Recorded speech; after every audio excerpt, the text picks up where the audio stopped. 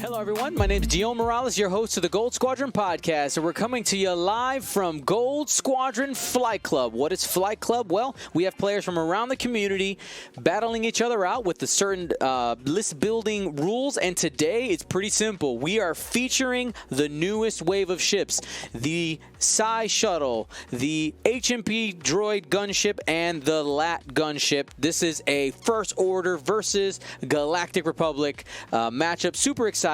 And my co-host for this round is Brendan from Melbourne, Australia. That's right, the one and the only. Now, before we go too far into breaking down the squad, I want to remind you that Flight Club today is brought to you by Kuat. We actually corrected that last time. Kuat Print Yards. Use that coupon code Flight Club 2020 for 10% off. We're actually going to be giving away a couple of dial covers today during the second and the third game. Super excited. Make sure you guys stick with us. And they might be Gold Squadron centric. No spoilers yet, but we'll find out. Making their debut, a couple of things out there. All right, Brendan, let's break down these squads. All right, we've got some nice new toys on the table. So on the left, we have Scott B, and he's running 4 Epsilon Squadron Cadets. That's the Initiative 1 TIE FO fighter. They're all running automated target priority, which is a nice new tech from the latest Z transport shuttle. So I might just read that one out. That's while you perform an attack, you must choose a defender at the closest valid attack range. After you perform an attack that missed, place 1 calculate token on this card. Before you engage, you may remove 1 calculate token from this card to gain a matching token. So getting a bit of action efficiency there. Free tokens are always good. And supporting them is 2 of the Z shuttles. Firstly is Gideon Hask, and his ability is while you or a friendly small ship at range 0 to 2 performs a primary attack against a damaged defender. If the attacker rolled 2 or fewer attack dice, it may gain 1 strain to roll 1 additional attack dice.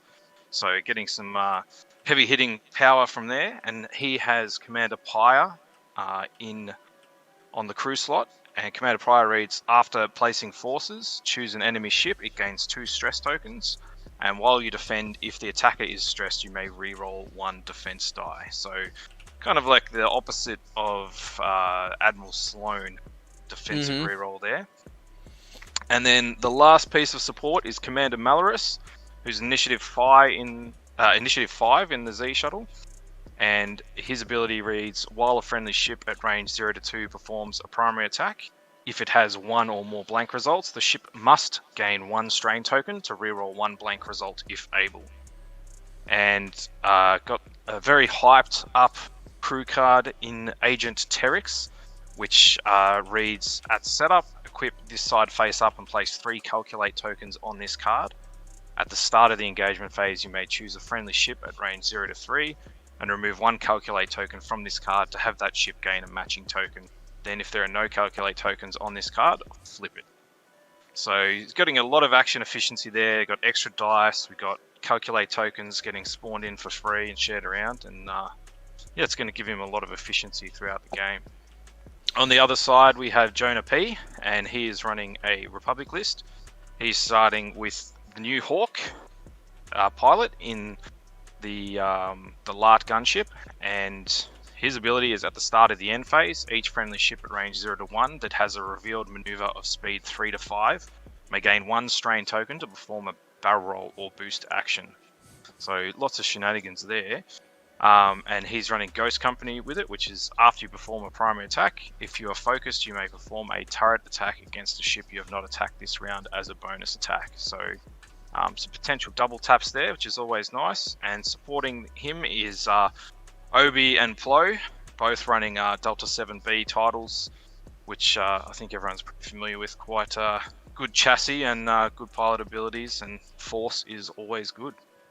Now, Brendan, if it is time for people to choose their champion, if you have not yet, you can go ahead and wager your Gold Squadron podcast points. You can check your balance by typing exclamation point points, and you type exclamation point bet. You put a space. You type 1 or 2. 1 is a vote for Scott in the first order. 2 is a vote for Jonah and the Republic. Then you put how many points you want to bet. If you want to go big, I suggest just typing the word all instead of a number. You just go all in or up to 10,000 points. Now, here's my question for you, Brendan. Who do you think has the advantage in this matchup?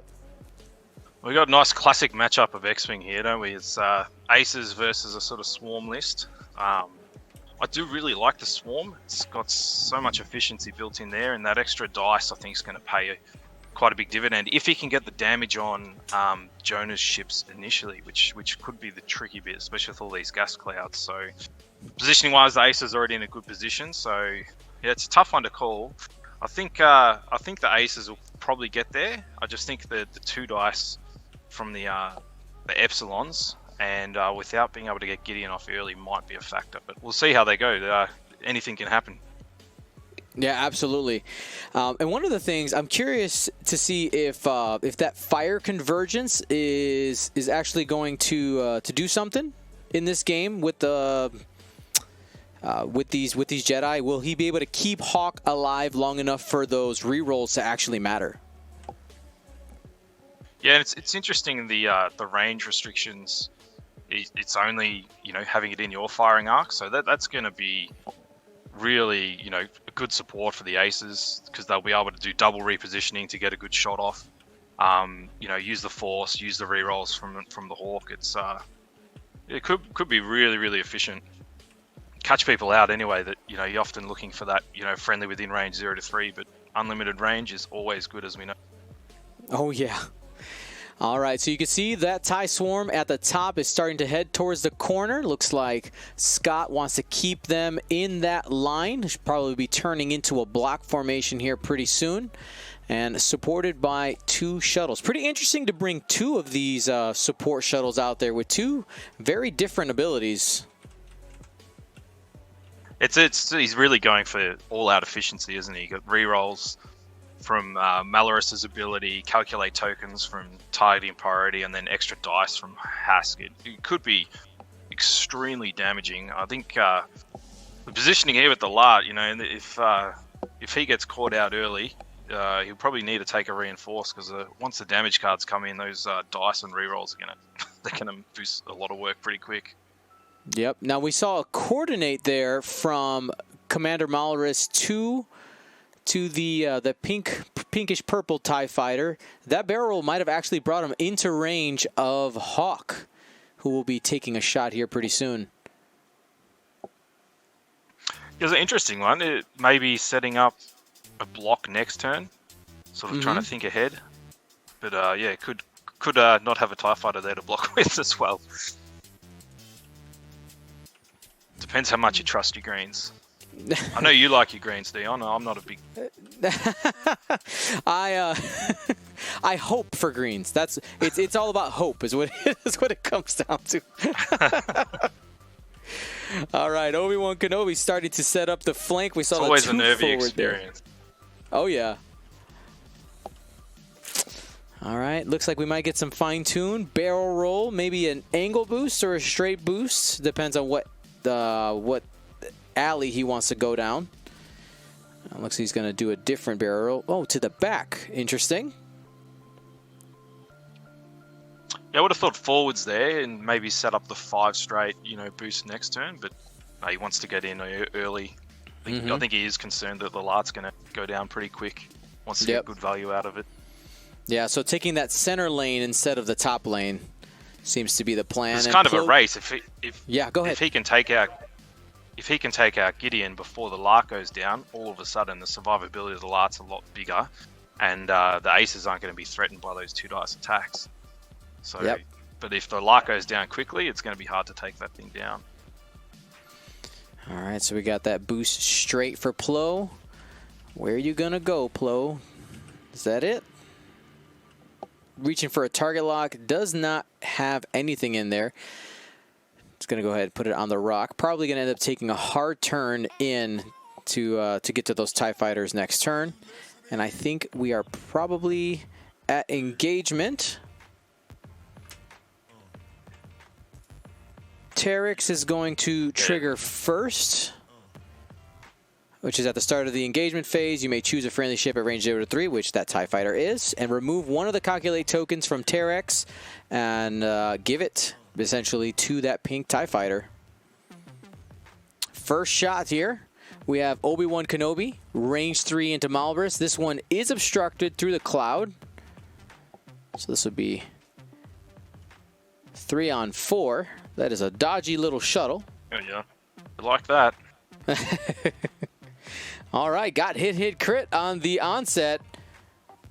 And still going to be able to get all out of it by spending the focus and the gas cloud reroll. Excuse me, the gas cloud conversion. So Obi-Wan not able to get early damage there. Plo Koon also, of course, out of range. I just need the dice cam up. Ah, yes, that helps. You guys wouldn't have wanted it earlier when I was flipping through 100 windows, I promise. I'm sorry. All righty, here we go. Stream's no longer on fire, though. Back fully operational. And Hawk is taking his shot, range 3, with that turret weapon. 2 dice, going to be on 4.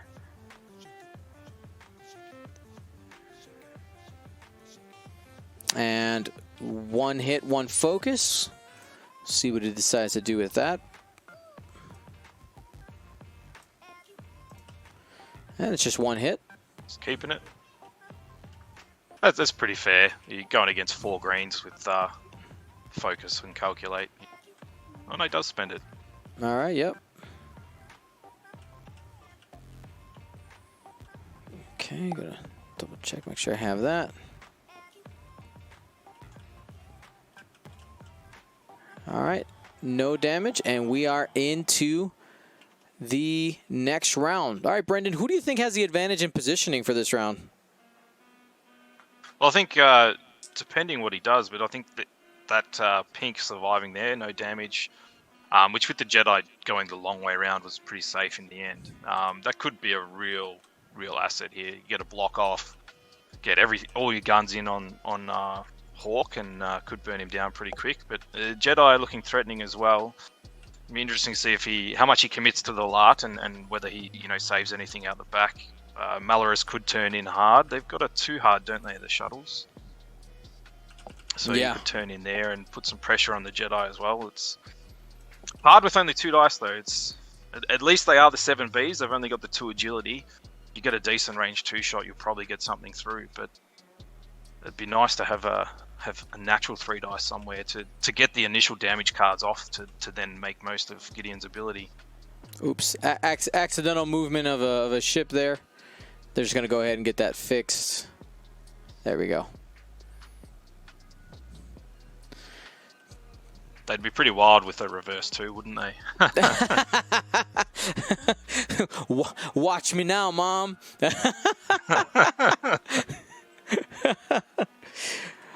Alrighty. Now, I did notice there was a mistake there. Spending the charge, Hawk cannot actually use the fire convergence on himself.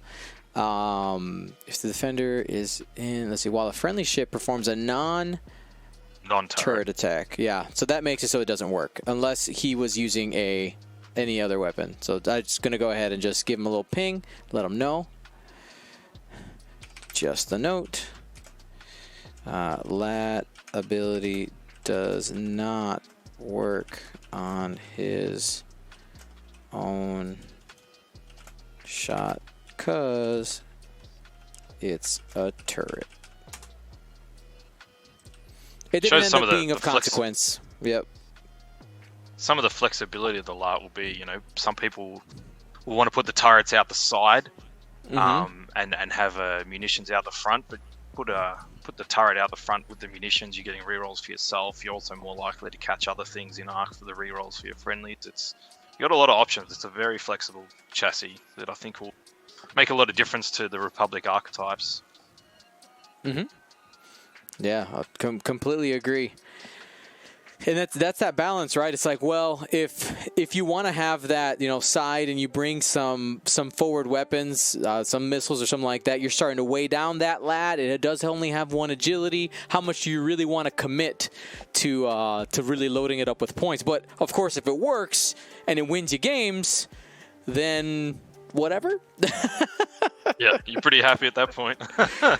Yeah. And I mean, 10's not bad, 1 agility, but when they are starting at 50, you do want to be careful. You chuck a Yoda on there, and all of a sudden you got 70 points that can burn down pretty quickly. I mean, they got reinforced too, so it's a very interesting ship with a lot of options. It'll be fun to see what players bring out over the next few months with it. Yeah, we haven't had an opportunity to see somebody bring Yoda. I'm kind of surprised we haven't seen it out there yet. If we don't see it today, my plan is to fly Yoda no matter what next Wednesday. I know it's 15 points, but I kind of 2 force. It's only 15 points, right? All right, but here we go. It is time. Value. We have these TIE fighters banking in. Hask doing the same thing. Relieving the stress. More conservative than I was thinking would happen. Could get caught out here if the lark goes fast. Yeah. Yep. Beautiful call by the lark there. Of course, right. If the lat goes straight, then all of those shots are into it. So Scott, by being, like you said, conservative with his move there, kind of trying to catch the maybe like a shorter move or going straight, is going to end up not having as many shots. He might have been concerned about the Jedi and trying to keep a bit more range than the hard turn, but as we've seen, it's cost him shots, which is probably worse than taking some damage on a tie.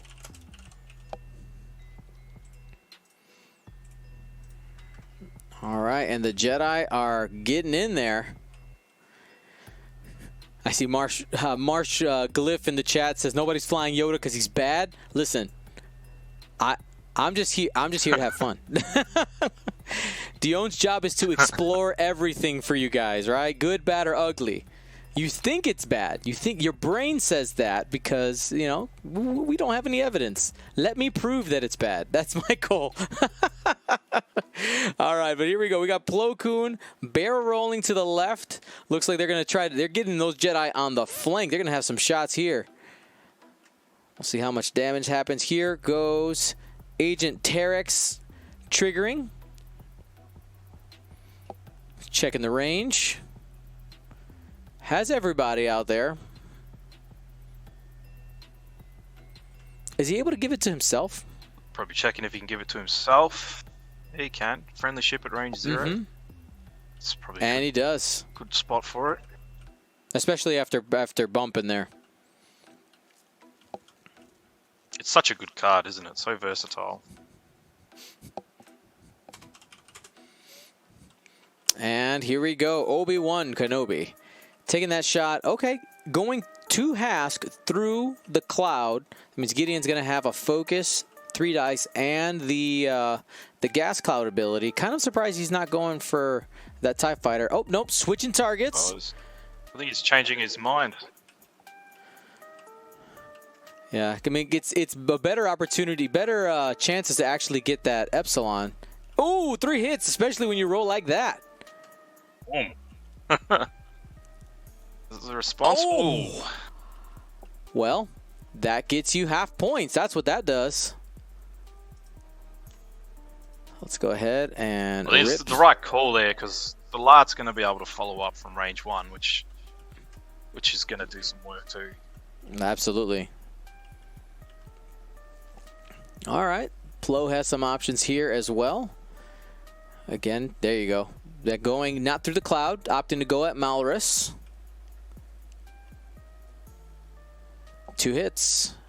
That is a blank result. Checking for the Lart's ability. Yep, I'm going to spend that. Might as well.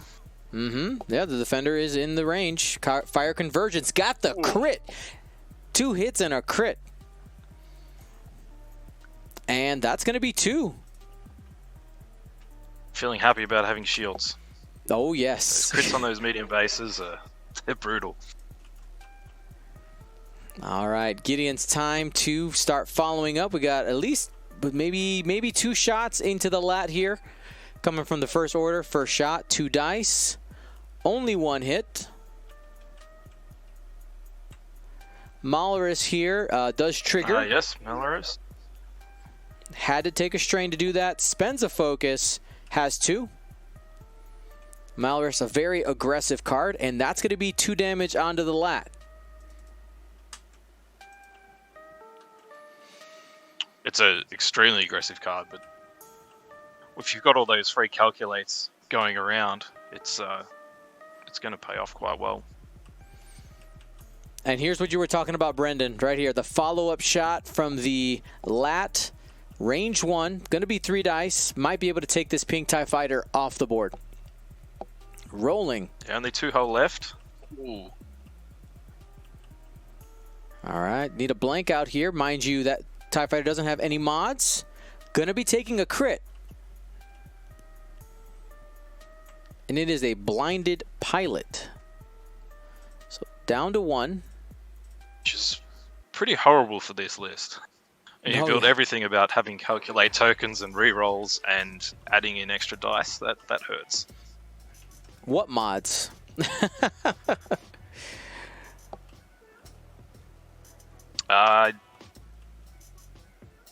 Yes, he can still shoot. That's right. It's not a different arc. It's a different ship. So getting lots of efficiency here. Yeah, this is Ghost Company triggering right now. After you perform a primary attack, if you are focused, you may perform a turret attack against a ship you have not attacked this round as a bonus attack. We've seen the value of that this turn because not only did he get the extra attack, but that turret rotate into red focus was excellent for him here. Normally, you sacrifice the action to rotate the turret to get a shot, but you've got no control over whether it's effective or not. But getting the modifier as well is it's excellent. I realize I have my shuttle. Got some questions put to Scott here. What's he going to do to really capitalize on the positioning? Yeah, right now, I mean, his best bet is probably taking those back TIE fighters and turning them in, and you kind of got to get pink out of the way, right? Yeah, he's probably going to bump if he does a hard 1. So he might choose to disengage and repair that crit and just take a slightly longer time to get back into it. It was surprising that he went the bank because I thought he'd barrel rolled him the previous turn to set up a block. Yeah, but it is interesting because if Obi-Wan or Plo overcommits here, they could get caught out pretty badly as well. So it's a big turn in the cat and mouse game that is X-Wing that we love.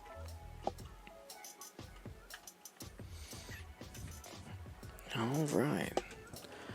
Now, as we hang out here in the planning phase, I wanted to start talking about the next upcoming project that Gold Squadron is going to be putting on here, next event series. I'm pretty excited about it. So I'm not going to show off the prizes yet because they're not quite done, but I'm going to start talking about what the format is. What is the idea behind this? And I kind of mentioned it a couple weeks ago. Essentially, the Gold Squadron Flight Club Season 1 is what it's going to be called, Season 1. And it is going to have 4 different formats in it. In this format, in this series, there's going to be a single elimination event. There is going to be a league-style event that goes over multiple weeks. There will be 2 extended tournaments and 2 hyperspace tournaments that end up happening in the series. And with the scoring system that needs a little bit of tweaking still, I'm putting the final touches on that. With the scoring system, you will find out if you will be ranked as an ace, as a veteran, or as a recruit. and then your placement, wherever you end up being at the end of the series. Now, mind you, you actually don't need to participate in all of those events. You can do one and end up being placed. More details on the scoring for that later. But after you have your placement, we're going to take everybody who's an ace, everybody who's a veteran, and everybody who's a recruit. And in the style of Flight Club, how we have people of the same level playing against each other, we will do one more event to find out who's our top ace, who is our top recruit, and who is our top veteran. It should be tons of fun. The prizes are looking stylish, looking to have a good time. Faction prizes. This is going to be, it's a pretty big undertaking, but I think it'll be good. But here we go. Party time. TIE Fighter, one turn, somehow fits that in. Very nice. Looks like maybe everybody's going to do a one turn. Yeah, it's a good position. It keeps the arcs nice and open. Going to keep the pressure on the LART, and if Obi does that 4 straight, getting real aggressive, he's in trouble. I imagine he'll be doing a 1 hard left. Ooh, all right. Plugging out for a turn. 2 here with Gideon. Yeah, he is definitely trying to stake up that space, saying if either of those Jedi get in here, there is some pain on the way. Oh, look at this aggressive play here. Might cost him a little bit. Wow. He's going to be taking a strain, and that is a lot of ships facing Hawk.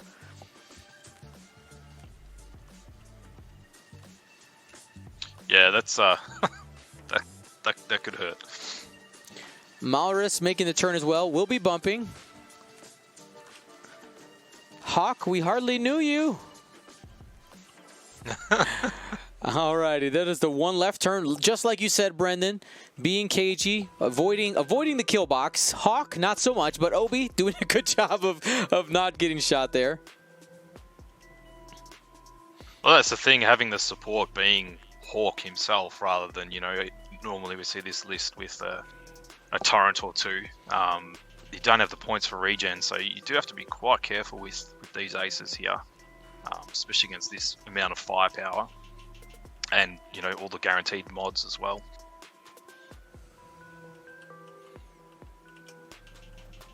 All right. Ooh. And, Plo bumping there with the 2 straight. No actions. No extra repositioning from the fine-tune control. This is going to be a feast here for the First Order. We were talking about it earlier, Brendan. You said, how will Scott be able to take advantage? A mistake by Jonah, I think, is going to allow his squad to feast on something this turn. There is the Terex ability, giving Malrus the calculate, and now Agent Terex is flipped over.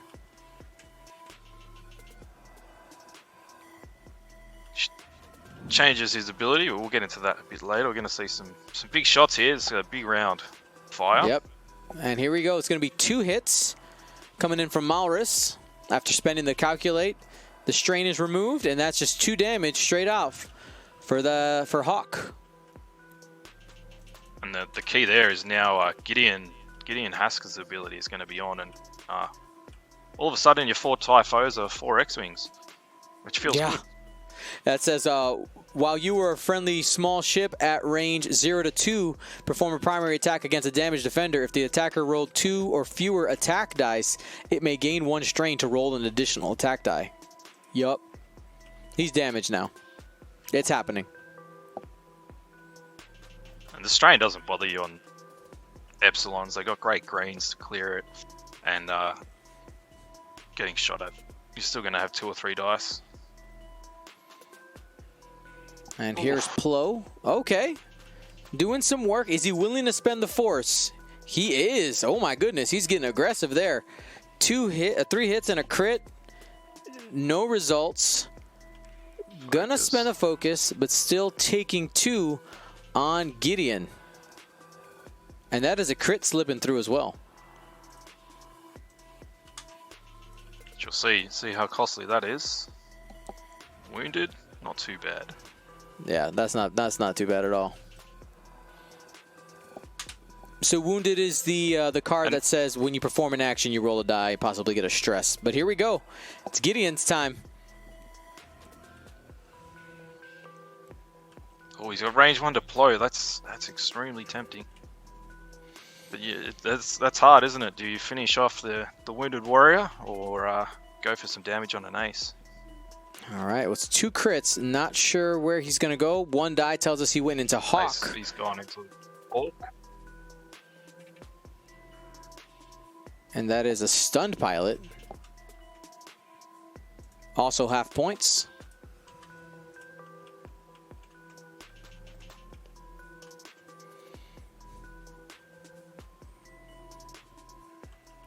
All right.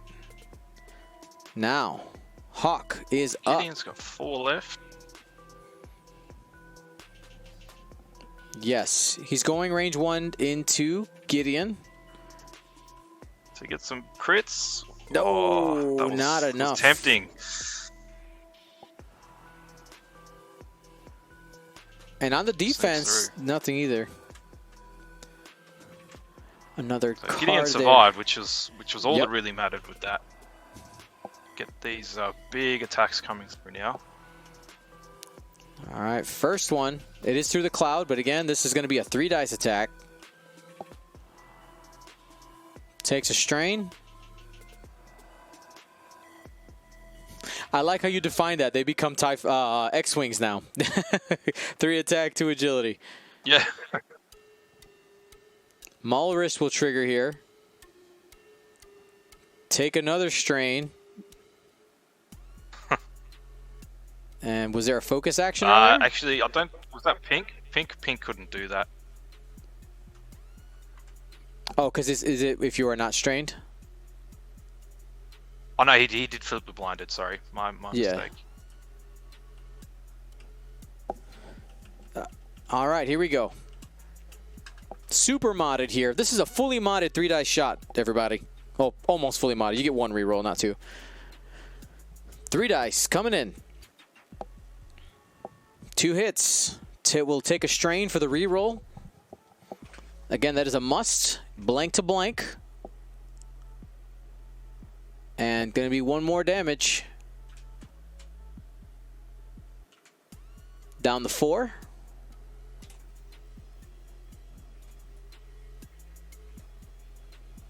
This is probably a little bit disappointed with this turnout so far, with all those double mods to only have 1 extra damage in following up the Z shots so far. If he doesn't kill Hawk with these last 2 shots, it's a bit of a conundrum for him where he goes next turn to make sure he can finish him. So big shots here.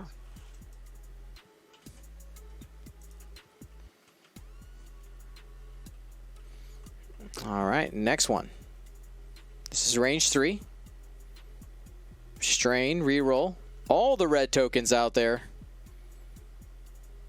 Ooh, there's 3 hits. There we go. Takes 2 more. Believe he's down to 1 now. Down to 2, excuse me. 1, 2, 3, 4, 5, 6. Yes, 2 left. We're definitely going to see the effectiveness of this Gideon and Malrus combination. And also potentially the risks of it as well, because we're going to have a lot of strained TIE fighters next turn with Obi coming in from the side. We'll see how much of a negative impact that the cost of the ability is. 2 hits. Once again, takes another strain. So you got all 4 TIE fighters are double strained. All 4 of them. Ooh, got the crit. 1 blank guarantees it, and that is it. Hit crit, goes 3. Done. Taking Hawk off the board. And yeah, you're completely right, Brendan. So you're double strained when you complete a blue maneuver. When you execute a blue maneuver, it relieves 1 of the strain only. So you are guaranteed to be strained for 2 turns. Unless somebody shoots you, of course, then one of them can end up being used. But I guess it doesn't actually also stop them from K-turning this turn. So you say, you know what, I'm going to K-turn, and I might sacrifice a TIE fighter, but I might have 3 shots with those modifiers there again. Well, the sloop here is actually very, very tempting. The 2 sloop left, like there's not really anywhere Obi can go to avoid that. And that could be quite dangerous. But it is an excellent chassis to test it out in, isn't it? Because the strain's easy to clear with all the blue maneuvers. If they do get double strain, like in this instance, they've still got 2 agility, 3 hull, and 1 shield. It's still not far off being an X-Wing, which, you know, we know they can be quite durable. So they're going to have mods. You've got calculates getting thrown around. Did he miss triggers on that? No, so he's got a calculate on pink. Did blue hit as well? Yeah, blue did 1 damage. So yes, he's got a free calculate there on pink, which could come in handy, especially as you said, if he does do the K turn or the sloop, he's still going to have a mod when I if he survives that long. Absolutely. Some really interesting play options it opens up.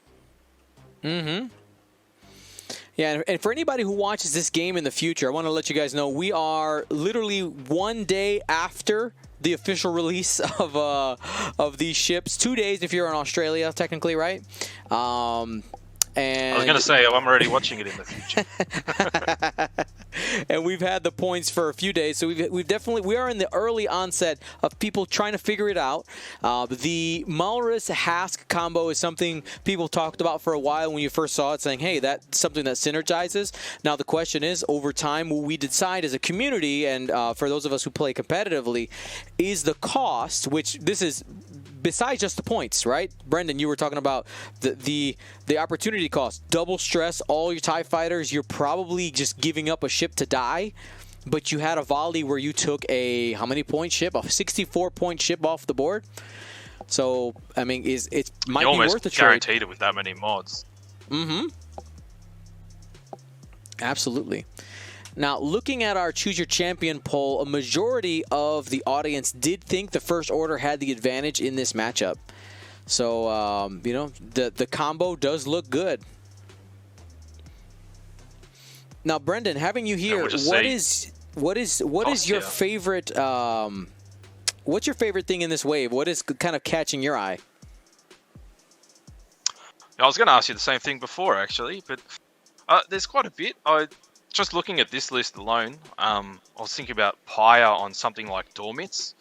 So you can actually, we had the horrible days of the triple Upsilon, you know, which was not an enjoyable experience. But, you know, getting that double stress on something, it can't run away from where you park those Dormits ships at Initiative 6, you know, if you've got all the tricks that it used to have. So, I mean, it could bring something like that back.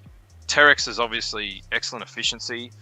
I'm actually really liking the automated targeting priority on these Epsilons for those extra mods is good as well. But I think for me, I tend to play more of the good guys, not necessarily because I care about the good guys, but I don't like greens, and the good guys tend to have less of those. So I'm quite liking the Lart. It's a beautiful ship.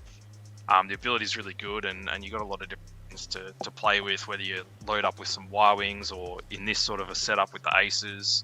I've been looking at Hawk with a few arcs, so you can, you know, boost arcs and things, just because that just seems ridiculous. So, you know, I tend to start with releases at the ridiculous level, and then, you know, eventually come back from jank world to something that's relatively decent. Of course. That's the fun part, right?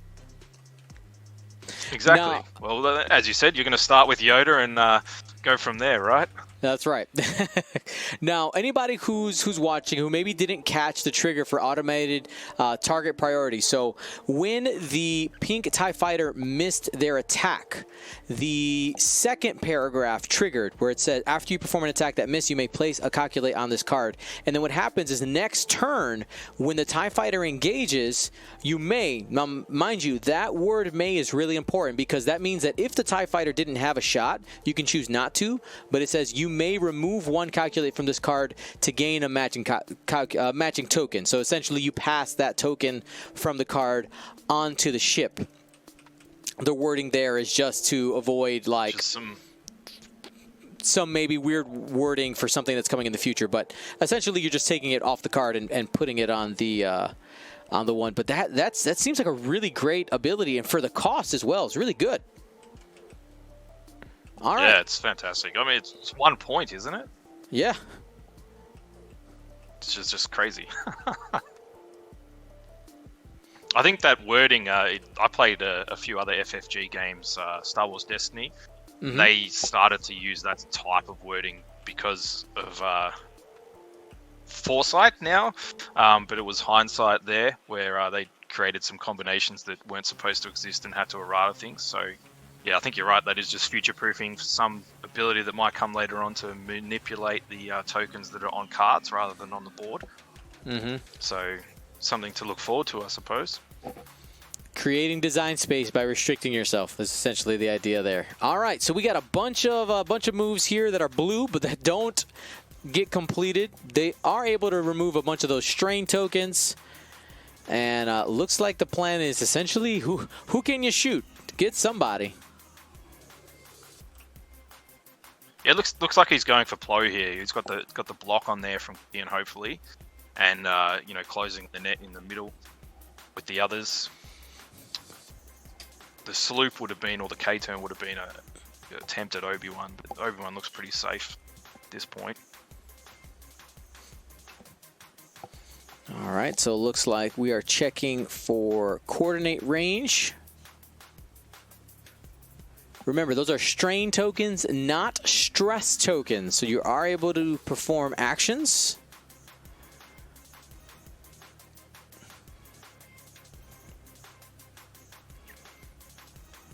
It's an interesting one, Strain. I think it just depends so much on the ship whether you care about it or not. Okay, so Commander Malrus hitting the gas, jumping over the TIE fighters.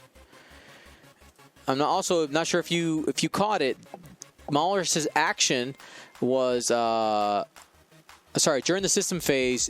Terex, excuse me, rolled a die and was able to pass off a jam to Obi-Wan. Let's just double check that. During the system phase, you may roll one attack die on a hit or a crit, gain a calculate, otherwise gain a jam token. So that jam actually does belong to Malrus, right? Not to Obi-Wan. Yeah, and then he can spend the action to transfer a token to a ship at range 0 to 3. A calculate or a jam token. And so it was at range 3. Got it. Yeah. So by clearing the TIE fighters there, it gave him that option. All right, Obi-Wan barrel I think rolling there's out. a lot of... Go ahead. A lot of talk about Terex in the releases and his efficiency.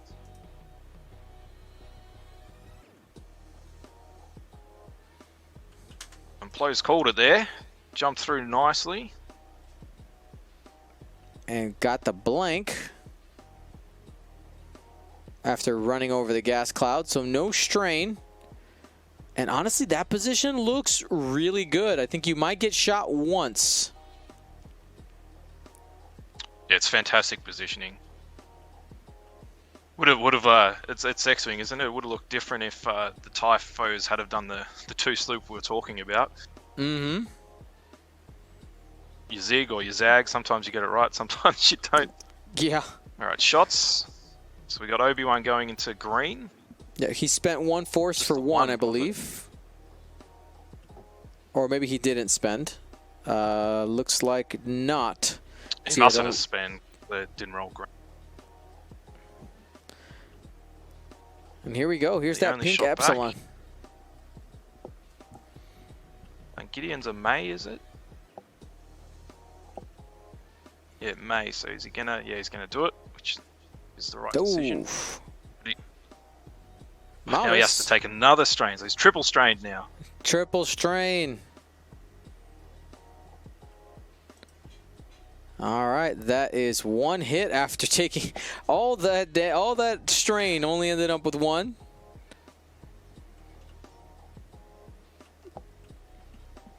Feels bad, man. You had all the mods. Did nothing. That hurts, yeah. That hurts.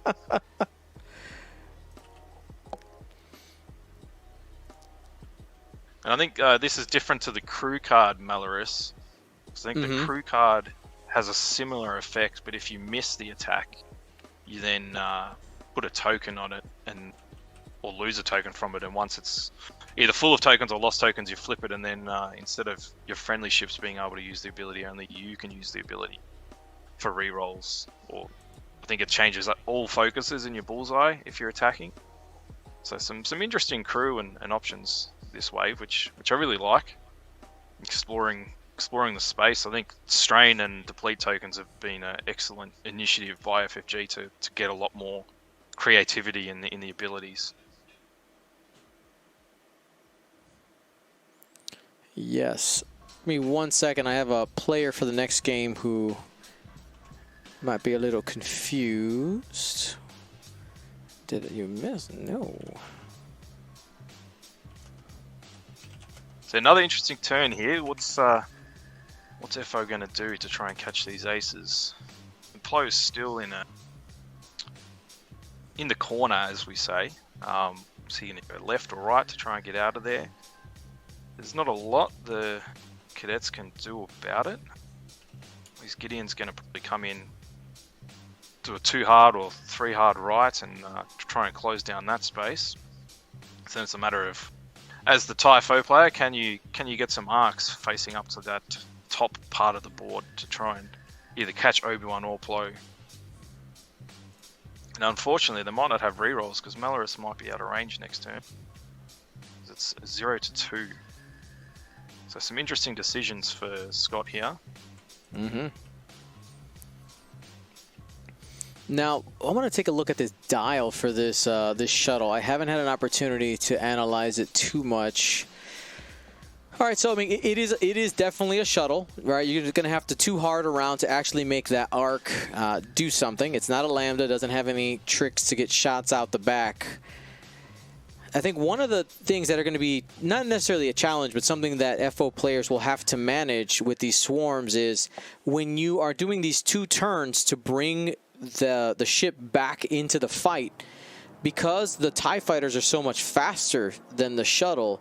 You got to make sure that you keep the range for the bubble. Now the bubbles, I believe, are range 3, range 2 for Malorus, range 0 to 2 as well for Gideon. So that is a little bit of range management that you're going to have to handle.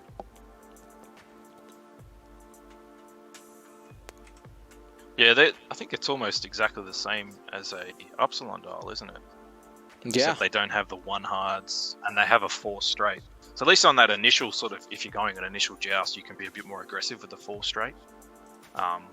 Although the bigger base, it's only a little bit faster than the 3 straight on an Upsilon. But yeah, it is a challenge. The stop could come in handy for some of those turns too. Let the TIE fighters sort of turn around you and then you follow in behind them. But it just depends on the opening situation. Them being a higher initiative is kind of good like that because they can come behind a front of TIEs, which makes their minute less of an issue. So Nabs420 actually asked a really good question, and after reading the ability, I think I might agree here. So Gideon Hask's ability in the shuttle reads, while you or a friendly ship at range 0 to 2 perform the primary attack against a damaged defender, if the attacker rolled 2 or fewer attack dice, and this is the part in question, it may gain 1 stress token to roll 1 additional attack die. So it says if the attacker rolled, so past tense rolled 2 or fewer attack dice. So you could roll the 2 attack dice, see what you get, take the strain, and then roll the dice after. So that is the correct order of operations there. Yeah, 100%. And I think it doesn't make much difference to Malorus because Malorus says if it has 1 or more blank results, so that's at any time during. That's at any time during the attack, isn't it? So that's like a constant. Yep. And again, people who are watching this maybe in the future, you can only trigger abilities first week. Yeah, keep going. First crack. Yep. Yeah, so I think Malorus will only trigger once though. If you rolled, so let's say we do it properly with Gideon. If you roll hit blank, that would trigger Malorus. You must take a strain to reroll the blank result. Then you can take a strain to add in Gideon's dice and roll that. If that rolled a blank, would you then have to take another strain for Malorus to reroll that again? Oh my goodness. That is a. That's interesting. Now we're really stacking up strain. Like your cardboard tokens, you're gonna have to bag of strain if you go with the combo. If that's how it works.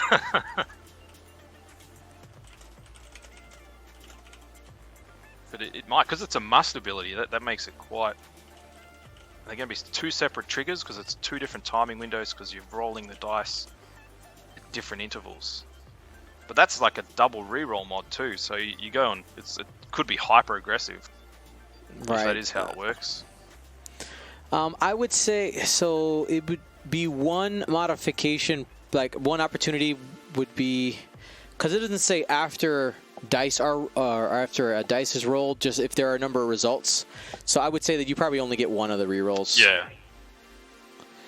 And you have to do it the first time you see it, because it's a must. So if you roll hit blank, you'd have to reroll. Yeah. But at least then you get to choose whether you want to take the Gideon one as well. So you can kind of limit your strain a bit more. Whereas if you're taking the strain from Gideon first and rolling 3 dice, you've got a higher chance of having a blank to have to reroll again. Scott just said, "Wait, really?" to the fact that he could roll 2. That's way better. Decide, yep. He's excited. We'll see if he can utilize it from here. Mm-hmm.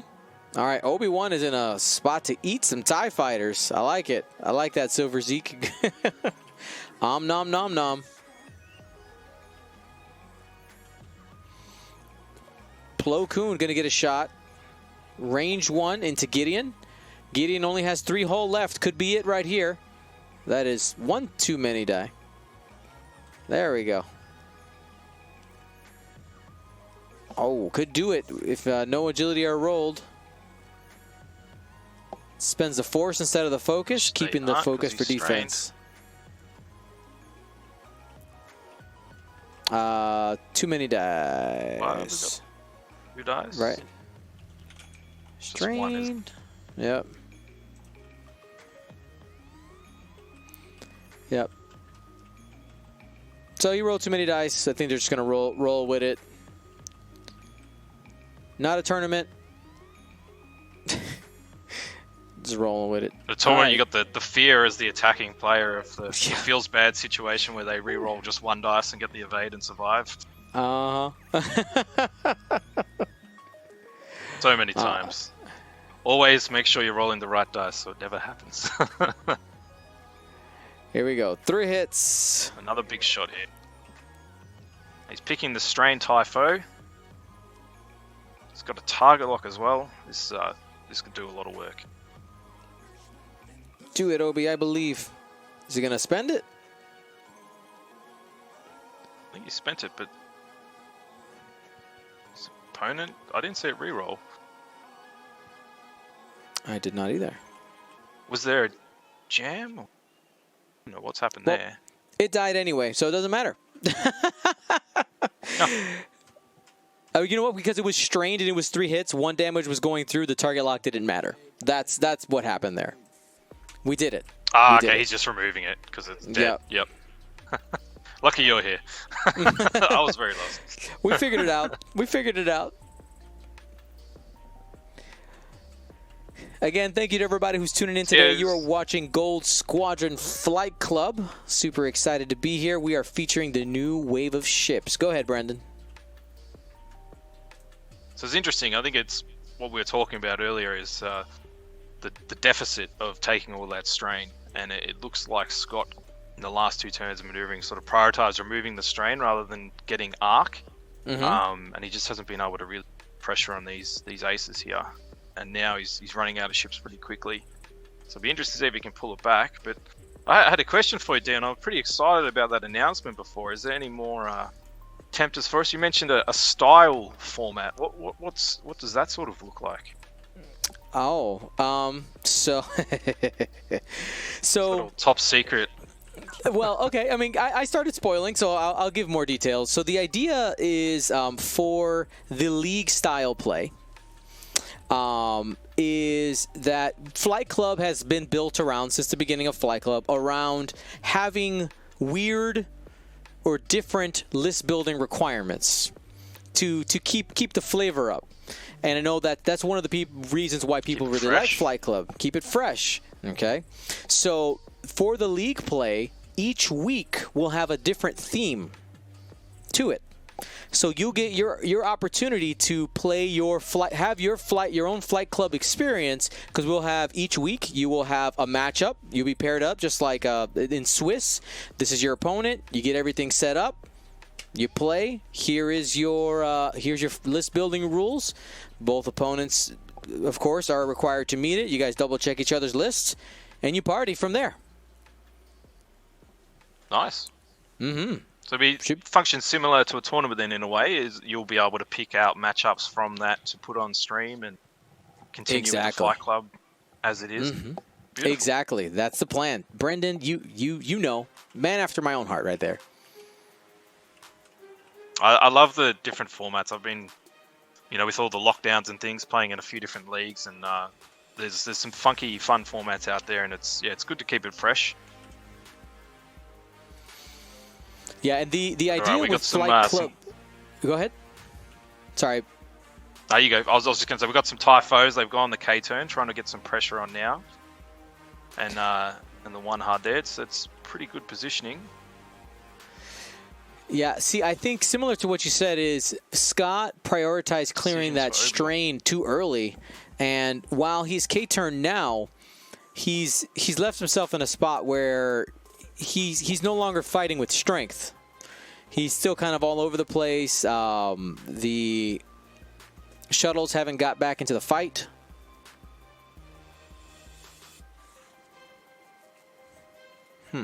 Yeah, it's always a weight of numbers when you're chasing down aces. You have to have a number of arcs so that you catch them, but also so that when you do catch them, it's more than just one shot coming in, because they'll normally have enough mods to survive. Yes. So I play a lot of low initiative ships, a lot of swarmy sort of things. I like to be the aggressor in X-Wing. So if I've got a strong joust list, I can chase things around the board, and it's always a bit of a race. Can you kill the support ship to the aces quick enough to then have enough arcs left to chase them down? And it seems like, taking that turn to clear the strain and then getting stuck in a bubble in the middle is he's cost him 2 ships since then. And now I don't know that he'll have the weight of numbers to make enough impact. But good thing about 2.0 is if you get shots, they can do work. A bit more variance. So we'll see here. It looks like he might have all three Typhos shooting this turn, so it could be an effective round for him. All right, here we go. Range 2, 3 eyeballs. 1, 2, 3 hits after spending the focus. 2 shots coming in. Oh. Choosing violence. The Gold Squadron podcast way. That's right. All right, Abel has the calculator out there. Doesn't need it. Actually, he does need it because it's 3 hits. So is he going to spend it? I'm assuming. No, he took the shield. All right, took the shield. Keeping it for that shot. And that was the green I think one. it's the right call. You got to make sure you hit here before it's too late. As long as you don't lose the TIE Fighter. Obi-Wan is going to try, for sure. 4 dice, range 1. Ooh, okay. Have an opportunity to dodge this. Is going to be taking 1 crit? Yes, no. Right Said no thank you. Dodges it. Yeah, That's no one of those rare well, it's one of those rare situations where you hold on to the token and save it, and it doesn't feel bad. Because I definitely have had those where I'm going to save this for the situation, and it doesn't come up. But here we go. Green TIE Fighter has a chance to maybe do some damage to Plo. These Jedi are completely clean at the moment. That's the good thing about a calculate token, though. You never feel bad spending it. Focus is where you get really hurt. You spend it on the 1, and then you roll triple focus next turn. All right. Strain reroll, very nice. Yeah, that was Malris doing her thing. And that's going to be a damage. First shield onto Plo. There you go. First chink. He's got no mods, and there's still probably 1 more shot coming into Plo, so it could be a good round for Scott here. Just one. Malrus only works on blanks.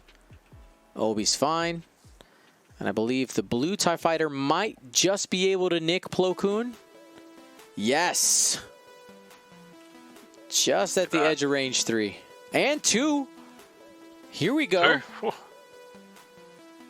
That's half points. There we go. That's just what we were talking about. You need at least 2 shots. The one shot, you never do too much damage to an ace, but when you get that second one and their mods are gone, anything can happen. So now Plo's he's in a difficult spot here. One hard probably just fits if he wants to duck down towards the bottom of the board and run away. But I imagine blue would be doing a 2 bank to the left to prevent that, or at least threaten him, and green's going to be coming behind. So do you run fast with Plo and go 5 straight and try and get around the top of the board and have Obi-Wan there for protection? It's an interesting turn.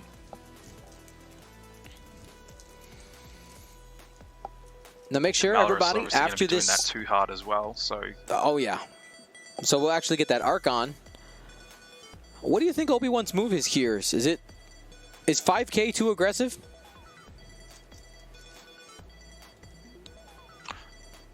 Probably pretty good being behind a Z shuttle, isn't it? Mm-hmm. No rear gun. It's like the old Lambda shuttles. He's only got 5 left. He could even just go all out. Blow 5 straight. Obi-Wan bank. Or I don't think the 1 bank will fit. Maybe. Medium bases, they're still hard to figure out. They fit in places more often than you think. So I forgot who said it, but I saw a comment on a thread somewhere, and it really has helped me with the movement, is for medium bases, when trying to look for like the tight maneuvering, is think about it more like a small base than you would as a large base, and you have a closer understanding of the actual movement of where it comes off of the template. And for some reason, that's obviously, geometrically, that's not true, right? Like obviously it's different, but visually that idea has really helped me just see the movement of the ships a little bit better. Well, I've flown a lot of Tirani Calder in the Kimagilla, and one of the players said to me was, because they played a lot of Boba Fett, and they're like, it's just weird, it always, oh, he's done it. And the 3 bank, he did go fast that way, and blue went straight, so Plo's not in a good spot here. This could really swing the game this turn. I don't think boost barrel roll is going to get him out of any arcs, so do you just token up and hope for the best? Or do you get aggressive? Yeah, he's getting aggressive. GSP, yep. We choose violence. That's right. Might be trading Plo for Malrus kill Malrus here. And worry about the rest later. Yep. Malrus is initiative 5. Score right now is 97-71. It's some big shots. So this is Malrus attacking. Ability works on himself. Oh! Oh! Oh my goodness. Okay. Plo Koon. Disable power regulator and panic pilot. Oh, panics. What actions? I don't think Plo gets out of this. Not with 2 more shots coming in. But here we go. The Jedi get an opportunity to do something here. And even if he does, he's probably dead next turn. Yeah. He's Ion. No actions. Those typos are like, thank you. All right. 2 hits. A little bit underwhelming. This is going to live another turn.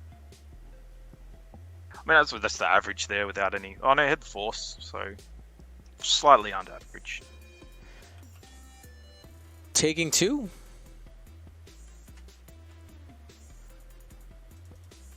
We have hit the half points, 97-96 at the moment. 3 left. Does Plo just spend it here just to try to guarantee the kill? He's gonna die. Like going by his other decisions, you'd imagine so. I think you just go for it. Just go for it, yeah. Choose violence, Jonah. Come on. It's the GSP way. You're on GSP stream. Why? There you go. Using Obi's ability. Nice. Yes. It's very rare that we actually see people use it on friendly ships. And there is the function. Ooh! Oh, natties! Nice. Takes a crit. It is a direct hit. One hole left on Malrus. I think he flipped the wrong one there.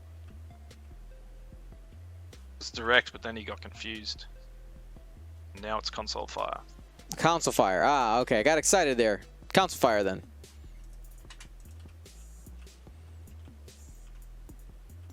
Okay, so you have to get a Malrus. It's a must. I wasn't sure about range. I was like, I don't know why you wouldn't want that there. Yeah. Take that all day. There we go. That's going to be 2. He's shown a lot of value here, Malrus, hasn't he? I've seen a lot of blanks. Ooh. Was he Obi force it again? So this isn't too bad for Scott here either, because if he can still get Plo, now Obi's got no force too.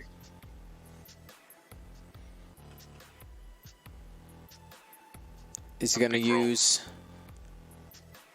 Oh, he got it. Wow. Okay. Well. And Plo should be ioned as well. Because he engaged after Malrus attacked. Yep. So he should have got the ion and the double stress from panics he's got. So I mean, Plo's going 1 straight. No actions. And I mean, where the 1 straight is, if you do like a 2 bank with Malrus, you're blocking most of Obi-Wan's turns as well. So you can get all 3 TIE fighters getting shots on either or. Obi or Plo. Which is, you know, it's always where you want to be. It's going to be big turn here.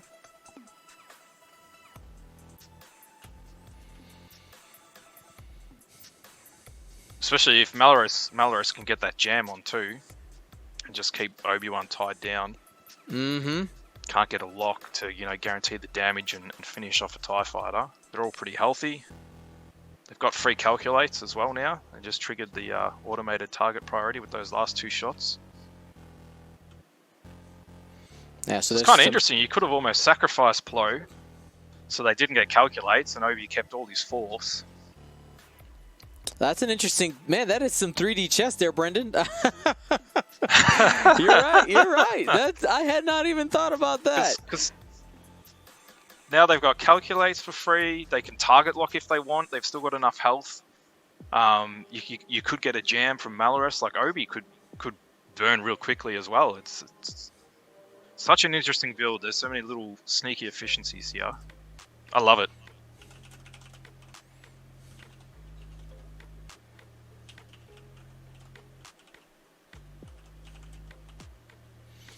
All right.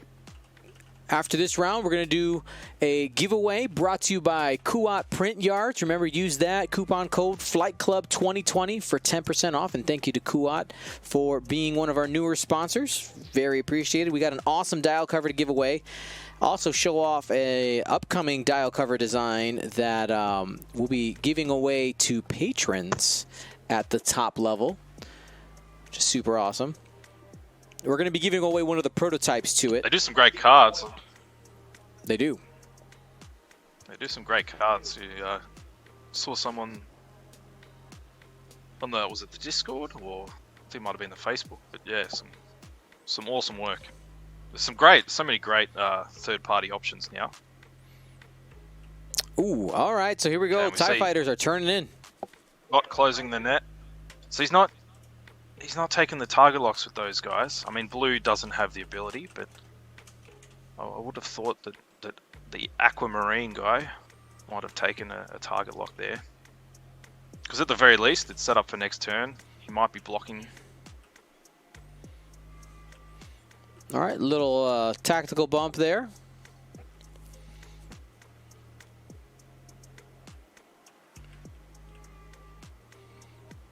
I think maybe the plan is to possibly jam up Obi-Wan, because if Obi-Wan goes straight, he's going to hit Malrus first. Yeah, it definitely looks like this is the turn he's switching. All right, so Plo Koon joins the formation.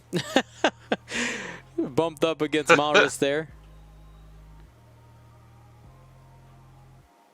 Where did Obi? Obi, where'd you go? 2 straight. And it fits. It fits. He's got 2 force left. That did clear the stress. Oh, man. What is he going to do? He's taking a target lock for his action. He is choosing to be aggressive here. A ship for a ship. He's taken 2 range 1s, though. Mm-hmm. And that's where the target lock's so good from Aqua, because it says, all right, if you don't want to shoot at me when I don't have defensive mods, that's fine. Whereas hit, crit. That's the reroll. Scary. Oof. Malrus is down.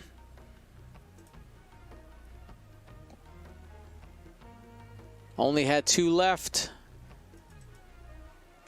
So that means he gone. Excuse me, she gone. Malrus. That's why I was a little surprised Malrus didn't go the bank or the hard turn to tighten that angle down and potentially block Obi there. Live another round. Rolling the console fire on Malrus just for the extra overkill. It always feels like a moral victory when your ship gets overkill. I don't know why, but I used to fight a lot of Y-Wings and I love it when they had, like, 7 or 8 damage cards instead of the 5.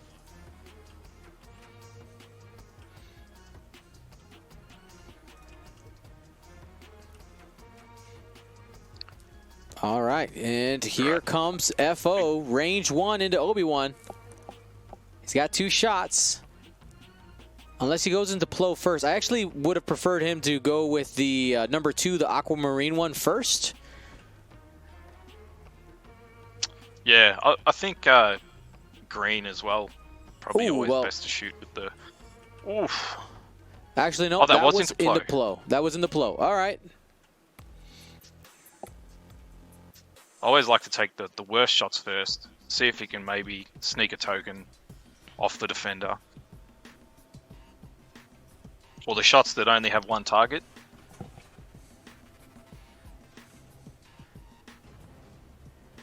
So green didn't use the automated targeting priority there. Which is reasonable because he should have a 2nd token as well. All right, got 2 evades there. Damage on Obi. So 1 shield. May. No, so green Epsilon should have it. Yeah, he's done it. Some interesting decisions there. I think it's a basic part of the engagement phase that a lot of people miss. And that if you've got a ship that can only shoot 1 target, you always shoot with that ship first, because there's nothing else it can do, no matter what happens. When you've got blue in that example, has 2 targets, sometimes you'll like, let's say Aquamarine went first and stripped all of Obi's shields. Well, now that range 1 into Obi is probably a better shot than Plo. Plo's double stress, he's still got a single stress, so his options are limited next turn. You've got a bit more of a decision to make there. Shooting with the only ship that had 2 options first is a bit interesting. I mean, it was the only one that had Plo too, so I think he's just sort of, let's get rid of a ship and we might have enough arcs to chase down Obi, which was pretty reasonable. But I'm hoping he takes some target log actions this turn. He's got those calculates built up now and really put the pressure on. Yep.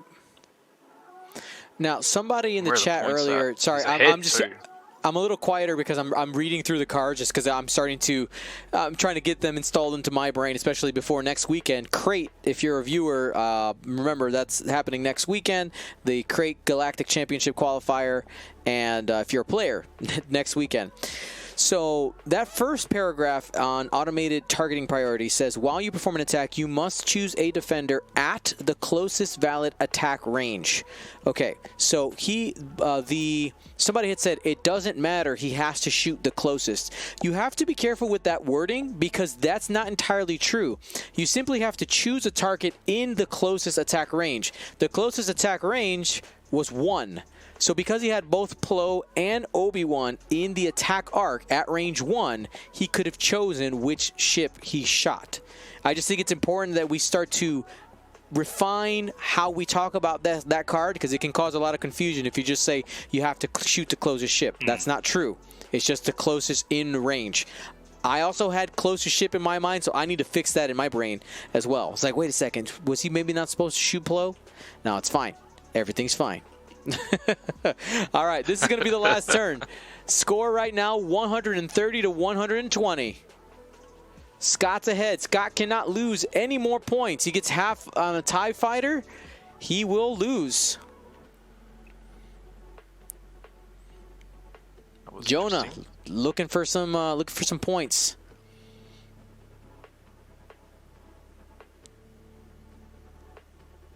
All right, looks like there was a bump there. Nope. Oh, there must have been a dial issue. Bank 3 right was a strange one. Oh, there you go. Obi-Wan has his chance right here. His opponent's done the right thing and let him fix it. Ooh. Green's already lost a shield, so he just needs 1 damage here and not to lose his 2 shields. Yep, that's rolling a correct move right there. Get out of all the arcs. I think he's still taking a shot, so this is going to go right down to the wire. Range 1. Target lock force. So he uses action to barrel roll, not the force, it looked like. No, he took target lock for his action. Excuse me. Oh, didn't even need it. Didn't even need it. That's guaranteed half points. Could kill him. Yep, he's gone. He's gone. Hit, crit, squeezes through the green TIE fighter. Gone.